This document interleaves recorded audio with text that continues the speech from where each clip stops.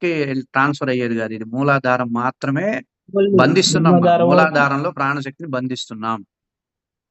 అన్నమ ఆ, అన్నమయ కోశాన్ని మాత్రం స్ట్రెంథన్ చేస్తున్నట్టు. ఉమ్. బంధం యొక్క ప్రయోజనం ఏంటంటే మూలాధారంలో ప్రాణశక్తిని బంధిస్తున్నాం మనం. దానివల్ల ఏమవుతుంది? మూలాధారం బలంగా తయారవుతుంది.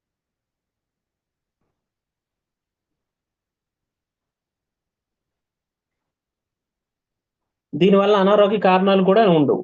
మీకు ఇంకా అనారోగ్యం రాదు, సమస్యలు రావు, అనారోగ్య సమస్యలు రావు. రోజు చేస్తే, రోజు ఉదయాన్నే ఒక 20 నిమిషాలు గనక మూలబంధం, ఉడ్యాన బంధం, జాలంధర బంధం రోజు ప్రాక్టీస్ చేస్తూ ఉంటే మీకు చక్కటి ఆరోగ్యం. దేహపరంగా కండరాలన్నీ మంచి బలంగా ఉంటాయి. ఇంకా మాట్లాడితే నిత్య యవ్వనంగా ఉంటారు ఈ బంధాలు వేస్తే.